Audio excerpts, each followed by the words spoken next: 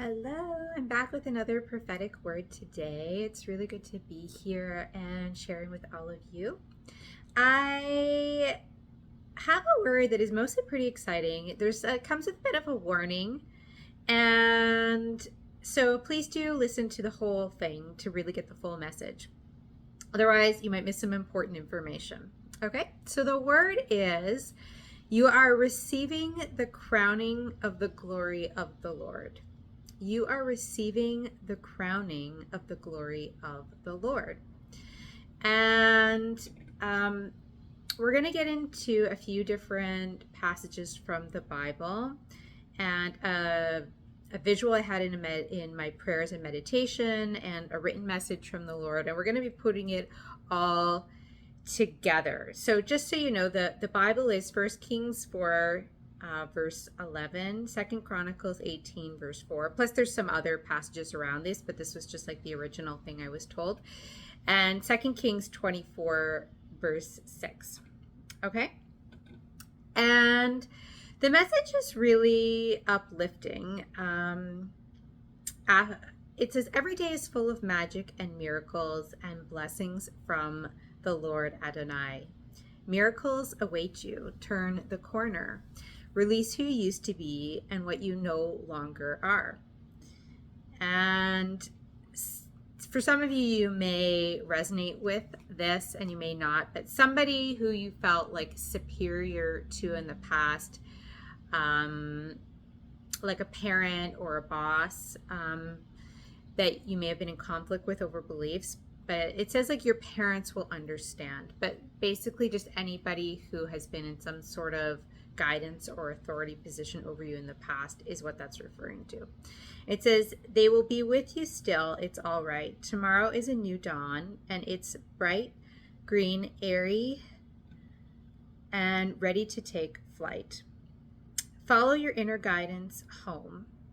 And when I was receiving that word, I received a vision of this white unicorn in my womb area. And unicorns are a mystical symbol and really magical symbol of purity.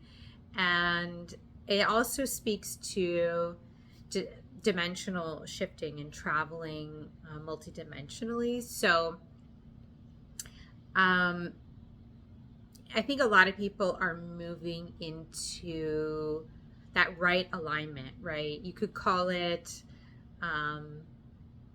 that we consciousness that of like the prophetic leaders of the past that we admire, like King David, King Solomon, Jesus, and others in the Bible. But also it's even more than that, because it's like expanding into new consciousness for now, for like today's world, and new leadership for now. And there's something about like shifting into that and leaving how you were acting based on the old parenting from your old bosses and from your old school, the way your school taught you and the way your parents taught you behind. And you're just like, you're ready to take that leap into the way that, you know, God is directly guiding you, in order to make that progress into the new that the Lord is asking of you for the next generation and for the future generations, for your legacy, and for what they really are going to need to thrive in the future, that right now, you know, in your gut is not being the foundation for what they truly need, hasn't been set and it hasn't been provided. And I'm going to get a lot more into that probably in other videos, but it's actually a really big deal. And that's why there's such an alarm bell ringing in the ears of like so many people right now, especially a lot of younger people, that there needs to be a wake-up call and a shift, because this reemergence of direct divine guidance from the Lord and the prophetic is needed to awaken a whole bunch of new consciousness that's beyond the matrix, basically, and the programming so that the future generations ultimately will end up having the right tools to create the solutions that they're going to need to live here on this planet in the future. So that completely kind of took me off finishing the words. We're gonna make the unicorns do that because they take you to places, and that's what they're supposed to do, and we love them for that. So and it's always really magical when you have these experiences that are very like fairy-like and childlike in a way, because it's like, that especially in like the womb and the sacral area, that like something really, really beautiful and pure is being born that is much more in line with the kingdom of God and the past kingdoms of God, like the kingdom of David,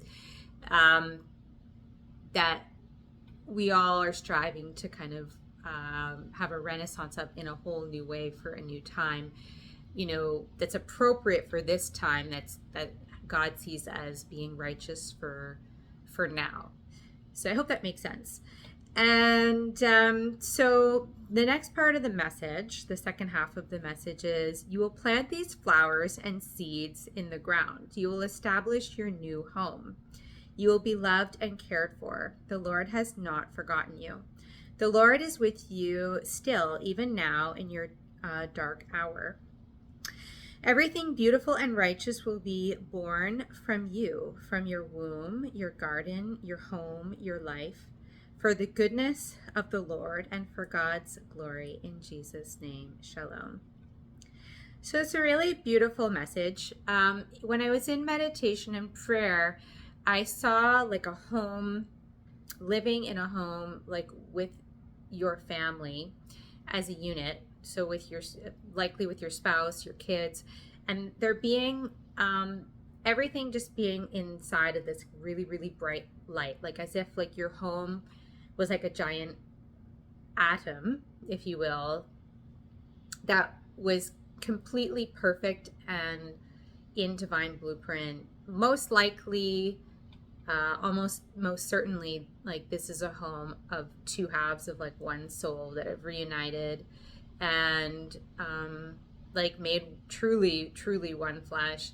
And there, through that, and through, I'm sure through other choices as well, there being something very self-sustaining and sustainable about the family unit, how it's operating energetically, emotionally, mentally, spiritually, and physically.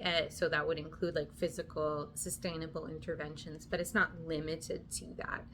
And this home was like a home on a property, and it was like nice. And I've had other visions about this like white house on this nice property recently, that in my meditations as well, and it keeps coming up. And I even saw a mural with like this exact vision of this white house on this property with this garden and these like forest trees. Like I saw that 2 days ago, right after the first meditation. It keeps coming up. So to see the mural in person was like a really strong confirmation. It was like painted on a brick wall outside of a funeral home that I had to go to for somebody's visitation. And it was just like it was just so unbelievable to see that in such an unexpected way, at such an unexpected time that felt like it had nothing to do with, that event and why I was there. But like God is like that. God can just manifest and put together anything. If it's truly in divine alignment, he'll find a way, even if that mural just existed, for me in that moment, in my divine matrix. And that's a whole, deeper topic about reality, but we won't go there. But it was very, very much an indication that yes, like this home, that God keeps talking about and showing in various meditation that's being talked about here, about establishing this new home, this new garden, planting seeds, all this prosperity. It's very much in divine alignment, and it's manifesting from the higher into the physical. And the mural was a symbol of the fact that it is like a visual of like what is wanting to come into manifestation at this time.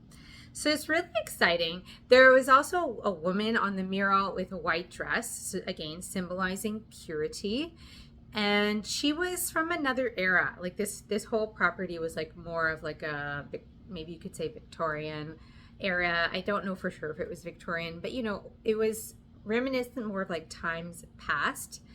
And I think there's something to that in a way, because there's something about reawakening a little bit more of a simpler life that's a little bit less constantly plugged in, that that through more direct connection with earth, with land, is going to help bring people into the balance and like regrounding to the, you could call it like the feminine, the negative, the magnetic, the earth, that's really needed to ground, a lot of the new, because we're a little haywire. Like we're all a little bit electrocuted right now. Part of why a lot of people are getting sick is because of like excessive electrical and masculine energy. And there's lots of people that have talked about this and I'm not an expert on it, but if you really look at the history, a lot more sickness came in as electricity was introduced into the world. And I know there's other people that know a lot more about that than me, but there's also a woman, is her name Lynn McTaggart? Or am I confusing her with somebody else?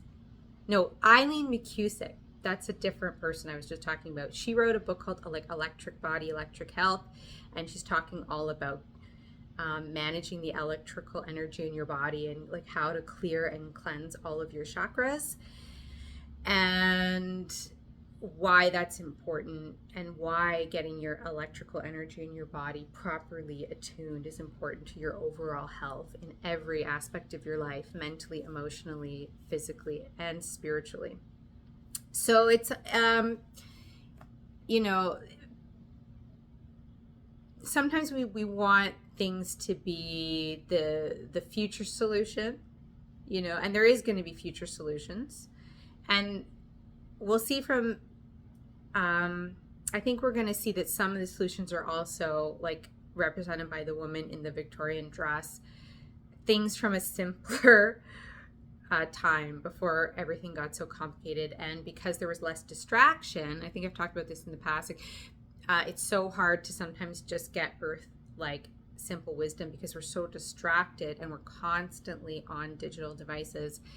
And when you just are like forced to be a little bit bored because you're like living, on a property somewhere, and there's like all you've got is a few books and some crochet or whatever, you know what I'm saying, and like baking the bread, like when just things are forced to be simpler, a lot is revealed and a lot can happen. I mean, look at this is a bit of a tangent, but just even think about Jesus in the wilderness with absolutely nothing for 40 days, 40 nights, what that did for his transformation into becoming the Messiah. And think about, how people go on vision quests out in the desert with nothing, no food, no water, in order to really elevate and become much more enlightened in their consciousness and clear about, what they're here to do and serve on the highest level. So, and those things are important, and we need to actually do more of that, like especially under the stars. And this is kind of going off on a tangent, and I'm going to talk about that in another video. But the Lord's really asking us to have these really deep immersions, like way in nature, like away from like all the light pollution, all the electricity, all the everything, in shorter stints, and for those sort of like vision quest type of experiences with the Lord, but also just this everyday shift of living closer to nature and with garden and with tilling and tending to the earth is a regular part of your life, as it's a lifestyle change that he wants for us at this time as his children. So, this is something that you're getting brought into regardless of what else is going on around you.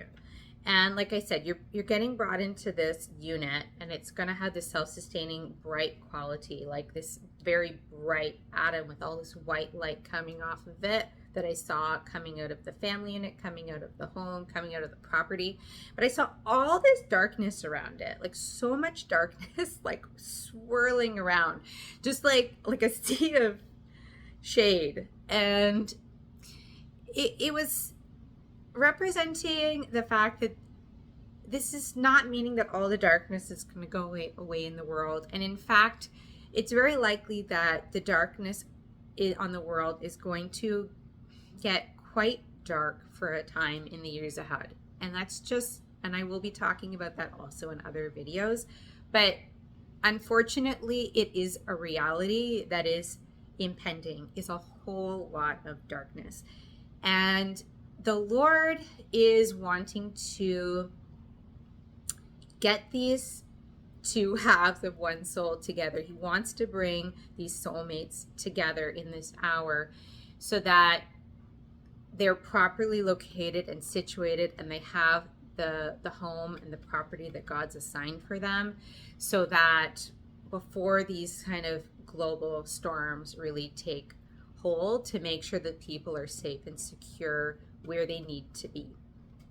And he wants the family units to come together before that happens. So also there could be within the vicinity of these homes like some darkness as well, in like even like immediately adjacent lands. But the good news is that the unit will be protected no matter what, as long as that divine blueprint, that wholeness is there. There's really nothing that can infiltrate that. And that's, again, part of why God wants these original souls to come together, is because they're so powerful that literally nothing can break apart the wholeness of these coming togethers. It's a very, very powerful, unstoppable energy. And it actually kind of forces darkness away. So to the point where, and this can, I just want to say, in some cases, I have heard of people that are able to do this whole process within one person, because not necessarily everyone is split like that into needing to kind of come together with another person to kind of do this process.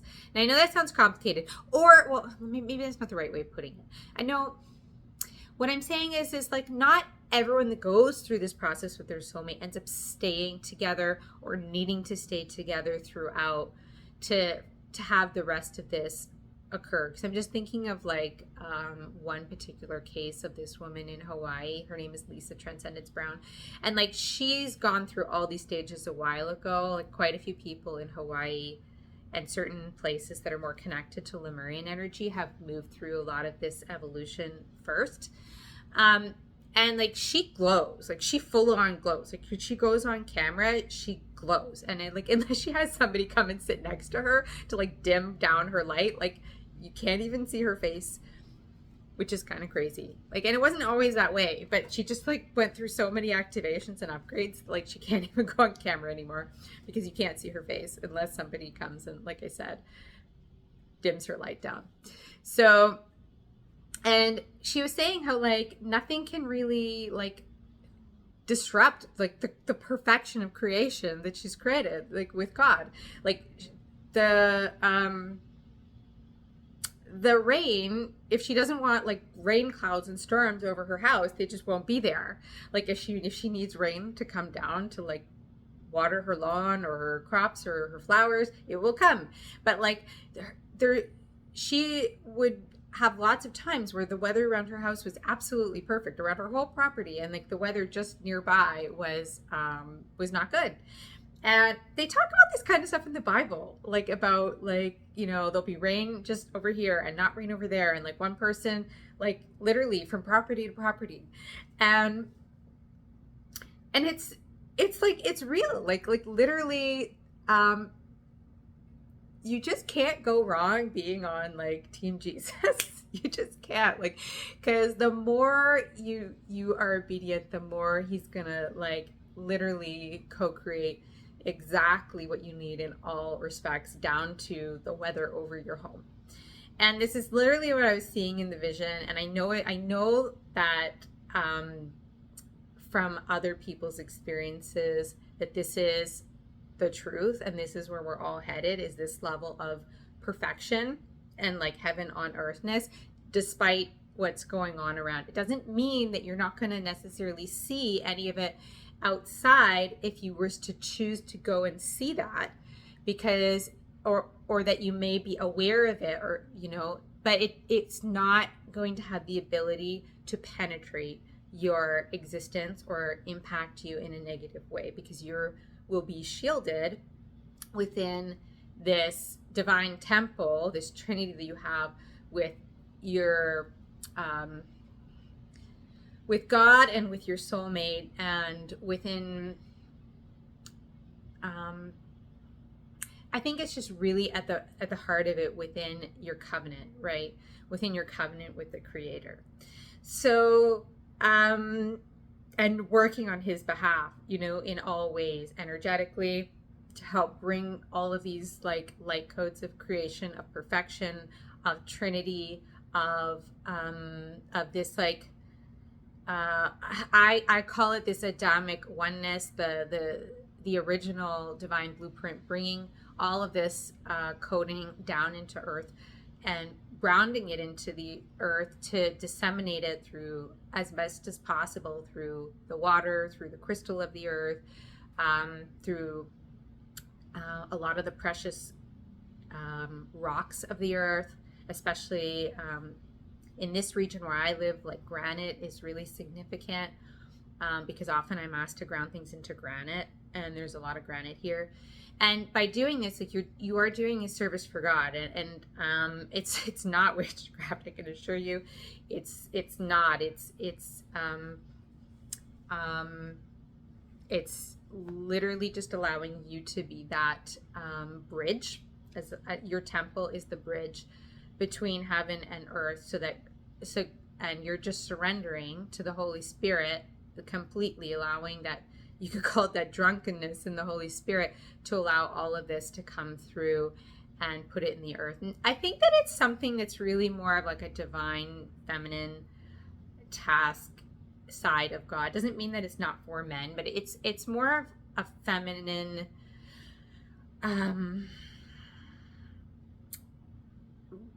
process of seeding new creation. And sometimes it actually can get to the point of like being like, how can I keep going on with this, God? It's like, oh my gosh. I mean, I don't want to say it's like childbirth, but like it's just, it can be so much work to just allow this to keep going. Sometimes for hours, to just allow it. And the work that you've already done has already done so much for the Lord. Again, coming back to why you're receiving the crowning of the glory of the Lord, because of what you've already done. And what you're going to continue to do is going to continue to prosper yourself, your family, the earth, making these potentials available to others so that they can overcome this darkness, which is, like I said, increasing, and it's increasing rapidly in the near future. It's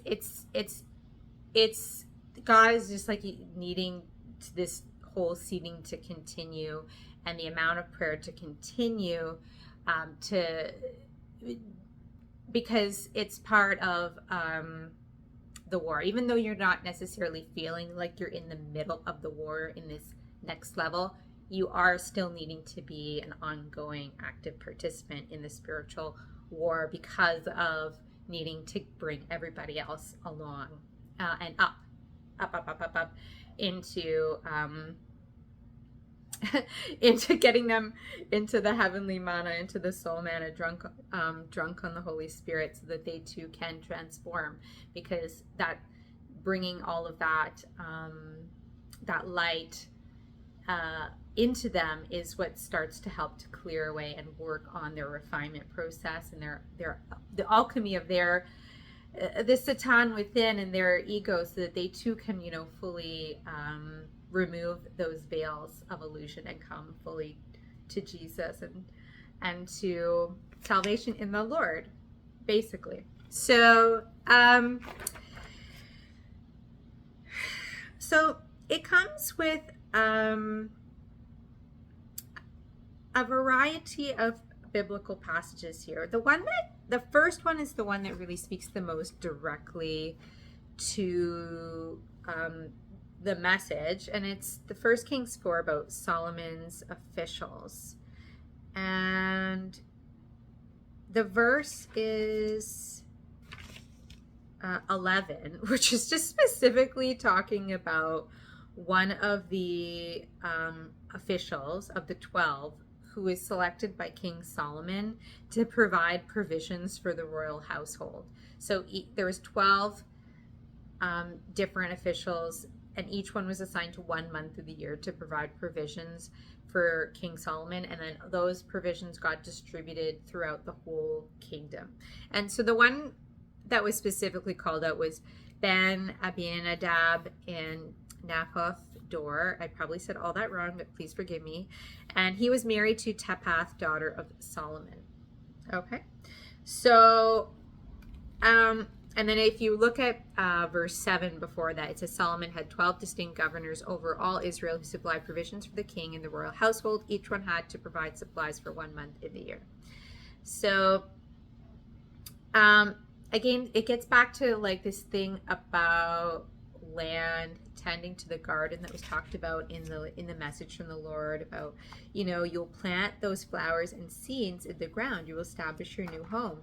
So some people might be getting like a sizable amount of land here to grow crops, to be providing food for your family, for your community, for people that are ascending with you into this new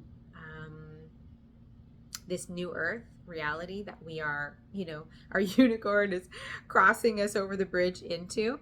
And I've got my beautiful Akashic library on my Google screen right now. So there's a lot of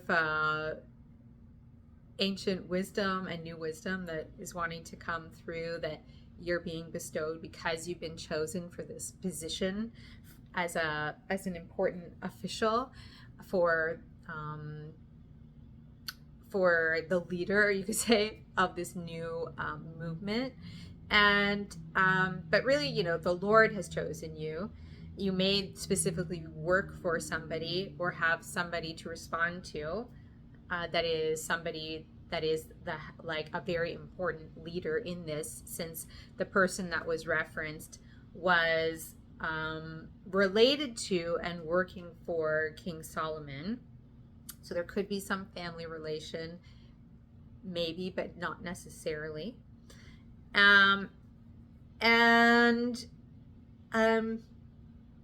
you've earned this, right? It says you're receiving the crowning of the glory of the Lord. So some, you're receiving this divine recognition that you have earned an important position in God's kingdom, right? And this is, however this plays out, even if it's land. Oh, there's our lovely fox. Even if it's land, and that there's no, big seeming glory around it, no prestige around it, know that this is important, and know that, with our fox and our fox in the frost on the TV right now, that there are people that want to, or forces, principalities that want to kind of steal this away, or create this frosty condition so that these seeds don't ground. And so, and some of these people are going to be presenting you with offers that are going to try and like create alliances between you and people that are not necessarily really on the same wavelength in terms of building the kingdom. People who are still in like an old mindset, an old mentality. And right now you really need to be able to use that highest discernment and really, really go deep with the Lord to ensure that you're not taking those offers and getting into the alliances with the false king before, getting the offer from the true king, even if the offer from the true king doesn't look like it's coming from a true king. I hope this is making sense. And the other Bible passages are going to clarify that, because we have 2 Chronicles 18 verse 4, which is about Micaiah prophesies against King Ahab. And so just to give you the background for that, we've got King Jehoshaphat, who in 2 Chronicles 17, he becomes the king of Judah. He does a lot of things that are right by the Lord. He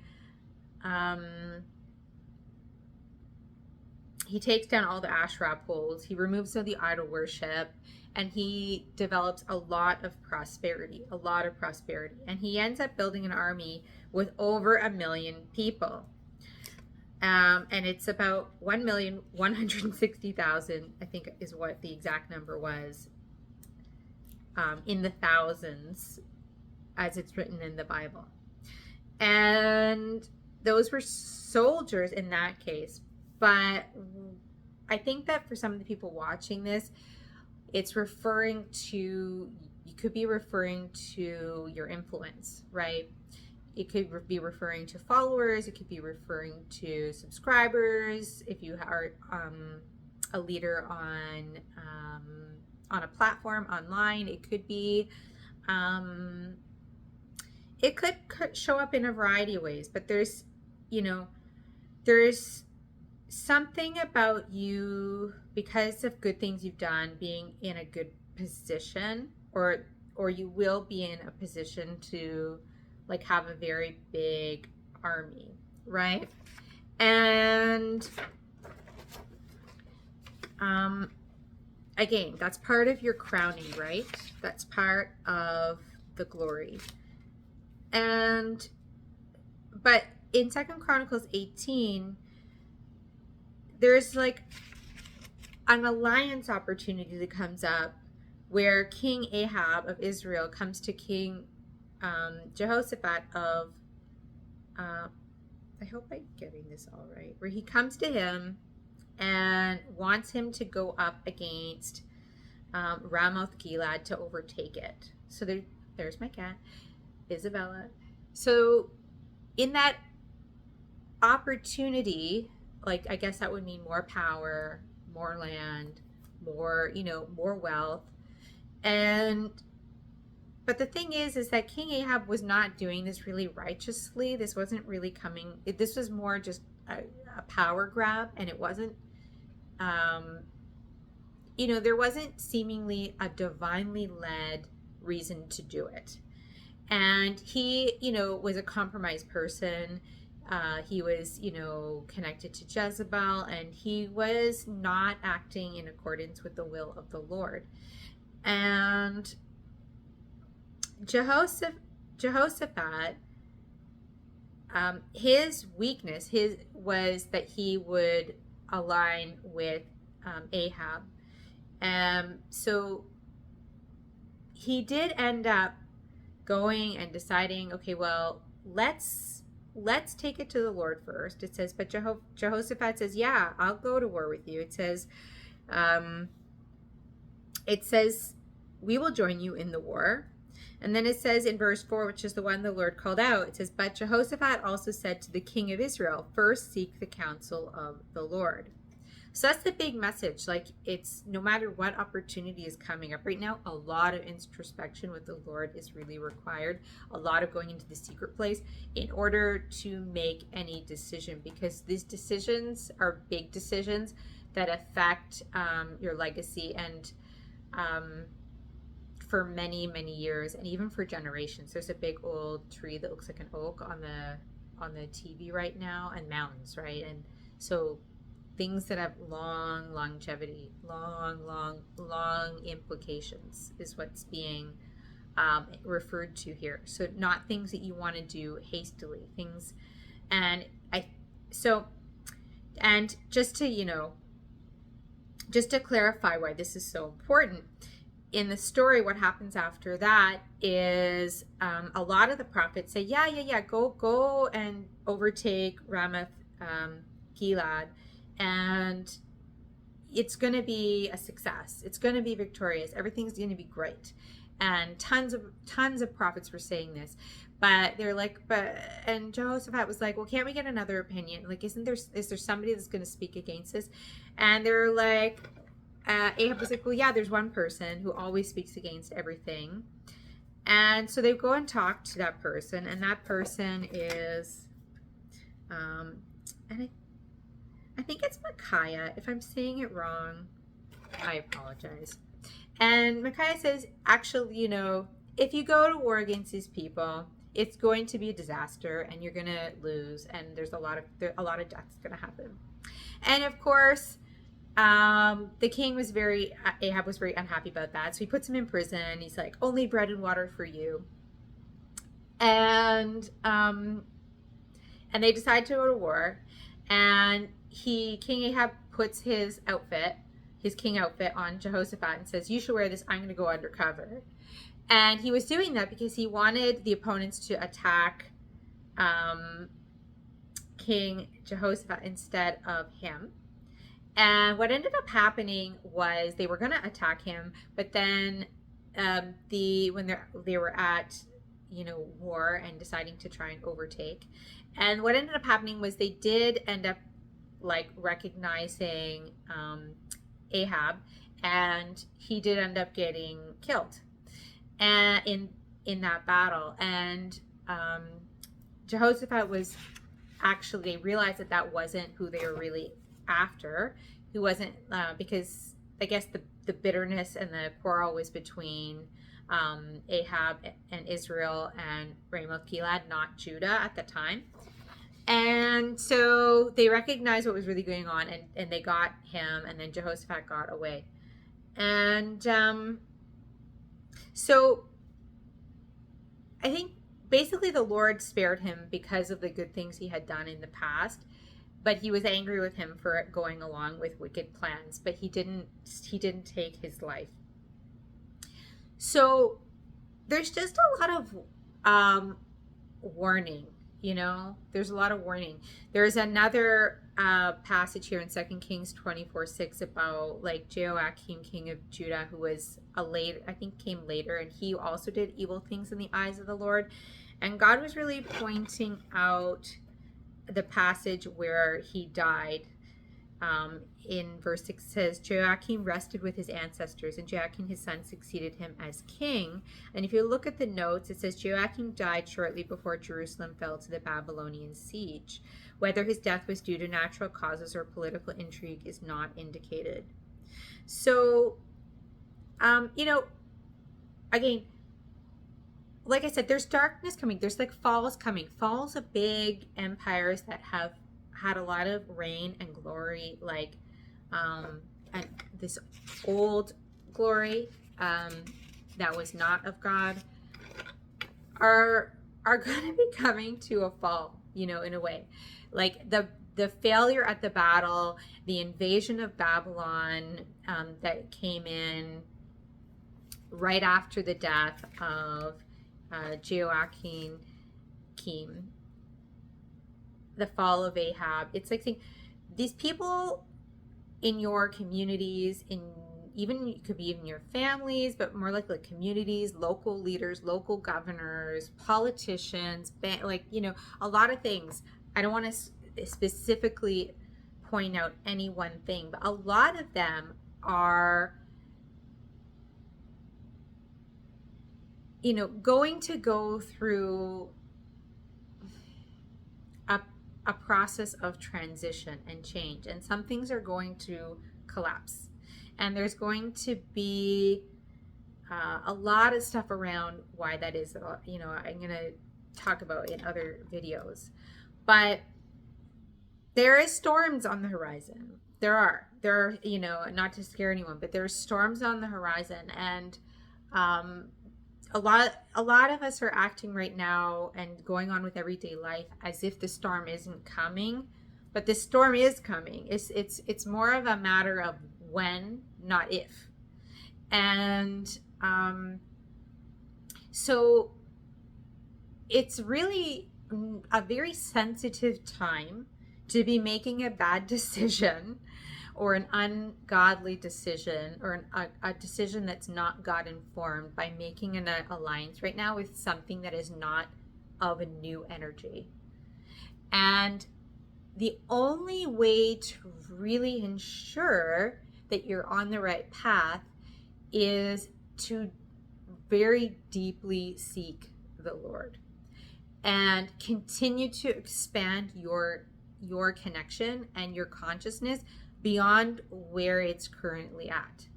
Because the solutions that God really wants to bring forward and for the future, like I said, there is something about it that's ancient, going back to like the wisdom of King Solomon, because we've got that passage of King Solomon that started this. And we know that King Solomon, a huge part of the secrets to his great wealth was how he knew how to correctly create prosperity through the energy of sharing and through the energy of wanting to create the most prosperity for all. And so there's that, right? But it's beyond just a help the widow, help the poor, like a lot of there's been a lot of evangelism and volunteerism in a lot of Christian communities for a long time. I bought this like well thing today, and they're making me look at the well. And there's prosperity in that. There's prosperity in that well, and in kind of in that well of revival, would just say, from things from the past. But it's more than that. There's like a higher intelligence, we'll just say, from the future. We'll just call it the future. You could say it's potentially extraterrestrial, from more advanced beings. If you're okay with that, if you're comfortable with that concept, and don't think that that's like demonic, because it's not. And it wants to meet you, right? It's like it wants to meet you to help humanity evolve past this crisis hour, past these impending storms, so that the solutions to these problems arrive on time or before time, so that the higher consciousness that's needed to solve the problem from the lower consciousness is there. So it's two-pronged. It's like digging up that ancient wisdom from the well of the earth, and it's receiving this galactic citizen initiation to receive, become very cosmically literate and like get your DNA galactivated to become a bit superhuman, and supercharged for a whole new era. Yes, that's what it is. That's what it is. It's all of it, and I love it. So, and you're being crowned with the glory of the Lord, because ultimately, the Lord is the one that gets to decide all of this in your life. So, there are some specific messages within this. This video is already so long about, where I live and specific challenges where I live that were really made clearly apparent for the city of Toronto. in Ontario, Canada, about impending crises based on a way a lot of things have been done for a while now, especially in the development industry and in the condominium industry that I used to work in for many years. And there was a reason why God called me out of working in it. And, this message is just not going to be super relevant for most of the people that are going to end up watching this. But I'll just say,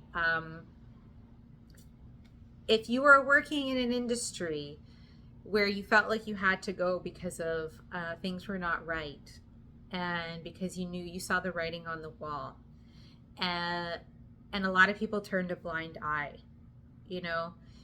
God recognizes what you sacrificed because you knew you had that you were contributing to something that was going to be more of a detriment down the line for your community. And I know I had to do that in my case. I had to sacrifice like my income. I had to sacrifice my security because I saw the writing on the wall. And this is before COVID even happened. And I was also having a lot of issues with like the last place I worked, and things were just really not okay there. But it wasn't simply a matter of things just not being okay. I saw a whole trend starting in the industry towards a level of greed and building of things that are just not sustainable long term at all. And to be honest, maybe it had already gone to that point even before my last job. I mean, what has happened in my city in the last 20 years is wild. It's wild. We have had some of the most rampant condominium construction in North America, probably in the world outside of some Asian cities. Some Asian cities are also a mess with bad planning and crazy development that is going to be impossible to maintain in the future. Let's just put it that way. And it has to do with the way things are built.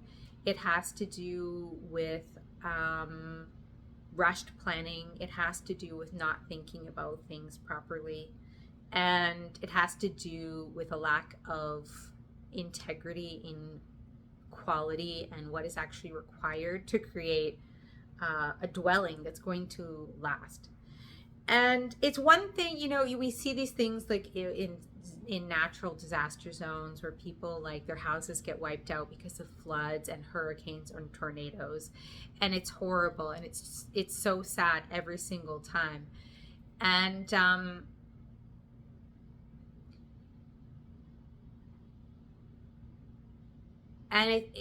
it's going to be even more scary when those kinds of like disruptions are happening to 40-story buildings in the future. So people have seen little things here and there about apartments with like somewhere down in the US, something collapsed in a building, and I know some people died, and then I never really heard what ended up happening with it, about the researches into the foundations. But I know I'm not gonna lie, guys, I was working on a building once where the developers asked a structural engineer to kind of like gloss over like that some of the concrete for some of the floors they were laying was not passing the test. They were not passing the test, and they just wanted to like find a way to gloss it over. And this is people's homes. These are people's lives. So, sometimes we just have to be really strong with our truth and with our voice about speaking out about things that are not okay. And it's just like,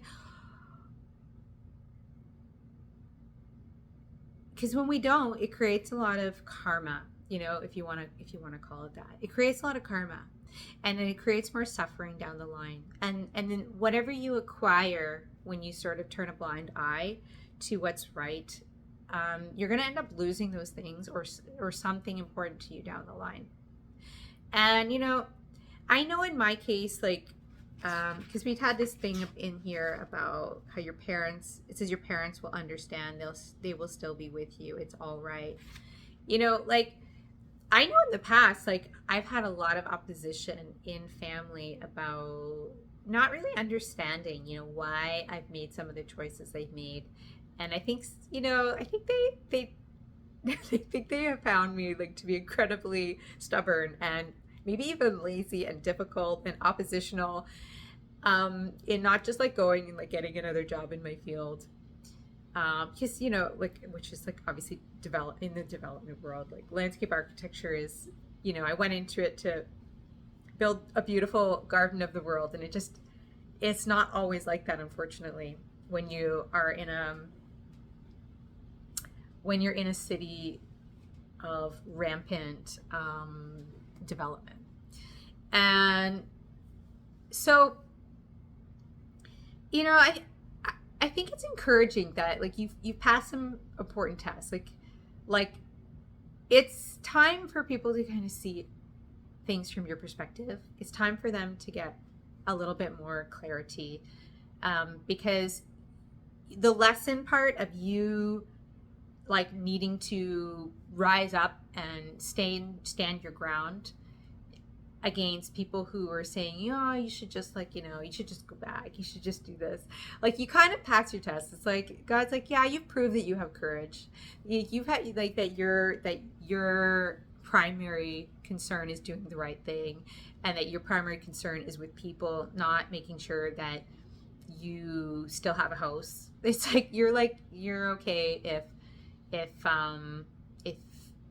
you're putting what's right before making sure that your mortgage gets paid. You're putting what's right before almost everything, except for really ensuring that your children are properly taken care of and provided for, and that you're healthy, because you need to be here, right, for the long term, to do what God wants you to do.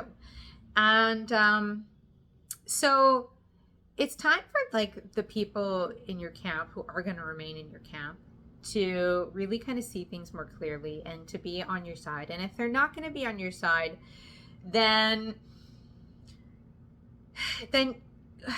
like I said, you're going to have this unit that's impenetrable and indestructible, and nothing's really going to be able to interfere with it. So you don't really have to worry, because, like, God's got you and Jesus has you, and it's beautiful. So stand up to buildings where the balconies are falling off, and stand up to buildings that are going to need and I'm using this as a metaphor based on the things in my life. Stand up to glazing on buildings, which is glass, is all going to need to be replaced 20 years after it's installed, and there's not going to be any resources or money to do that, because it's just not poorly thought out. Stand up to 60-story buildings being proposed in the middle of a suburban neighborhood, like near my parents' house. 60 stories, in the middle of a suburb that used to be next to farms when I was growing up. The Bible, I'm going to talk a whole more about this in a separate video, but the Bible has been screaming at me about how so not okay God is with a lot of this stuff, because what we build does matter. It does matter, and the people responsible for what gets built, to be a part of something that is ultimately building dwellings that are not going to provide people with well-being, is in the long term, in a grounded, sustainable, family-oriented lifestyle. A lot of these buildings have, like, 1-bedroom units and bachelor units, and they're not, generally speaking, designed for families. I mean, some of them are trying to get a little bit better with that, and not all developers are created equal. I'll just say that, in my industry, but and I am using this as an example, so take it how it applies in your own life. But it's just not, the whole model was never really designed around family oriented lifestyles, and usually efforts to try and make buildings more family oriented by like including schools and daycares, usually it starts off with a good intention, and usually it gets taken out and it fails. Usually everything ends up coming down to somebody getting paid off in order to minimize costs and maximize the profit for the developer. And there's a lot of, where I live, there's a lot of political reasons why that happens. And some places are better than others. And like I said, where I live in Toronto, things are really bad.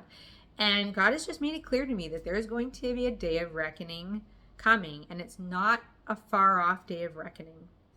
And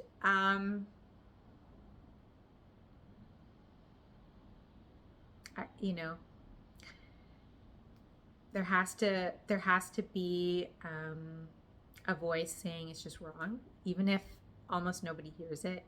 It just needs to be said that things are not okay, and I can't go back. I can't be a part of it. It's just not something I can do. And God said I cannot go back. I can never go back. So it's all about figuring out how to move forward and how to do things better.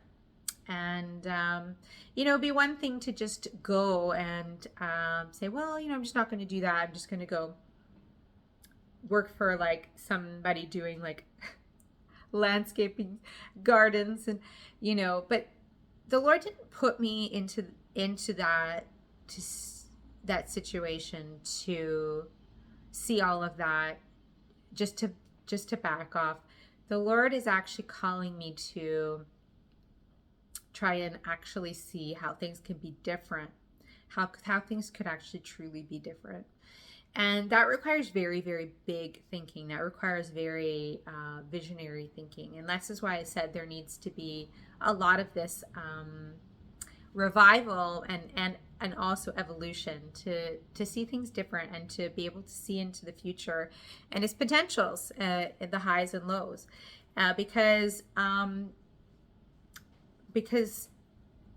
that kind of stewarding of how we live on this earth together amongst each other and with the creatures of the earth is needed. So as that applies for you watching this, you may have gone through something similar in some way with something you did where you felt like you had to walk away from it in some way. And how are you being called to be doing it different? What's required for you? Do you need to also equally go out into the middle of nowhere, away from all the light pollution and away from all of the electricity, and just connect with the stars in a very deep way into the distant reaches of the Milky Way and find a higher consciousness? Do you need to go to the south of France and go to Glastonbury and go to find these ancient wells and find that these ancient truths, or even into the Holy Land, even to Israel, go finding these ancient wells of wisdom, wells of revival, and sit by them and just listen and receive? Like, I think so. I think you wouldn't have been watching this for a whole hour if you didn't need that for what you're here to do. You absolutely need it. You absolutely do. So, and there's millions and even billions of people on the earth that are counting on you to take a stand and say, you know what? This is a whole thing that's going to crash and burn because we treated the earth like a game instead of a living being. and billions of lives are at stake. You know, civilizations have always risen and fallen throughout history. You just have to look at history, you'll see it. Because of poorly managed resources, because of desertification. And we've never had more control over that in a physical way on the earth than we do right now. And yet there's like literally no long-term solutions. Zero. And while it's great to say, well, we could just change our consciousness, change the story to manifest something new, the only way we can really do that is through deep, deep, deep, deep, deep seeking of the Lord, and deep seeking for help from beings that are far more conscious than we are in the vast reaches of the universe. So we got to be humble, because co-creation is a task for the humble and the meek, and it's not for those who think that they can just manifest whatever they want for the sake of their own personal will. So, like I said, you are receiving the crowning of the glory of the Lord. For your new family, for your new home, your new position, the ground that you're tilling, your new visions, your firm stance of unstoppable light in the face of any darkness that's coming forward. And you're doing something amazing for the world. So good for you. All right. If you like this video, please subscribe to my channel.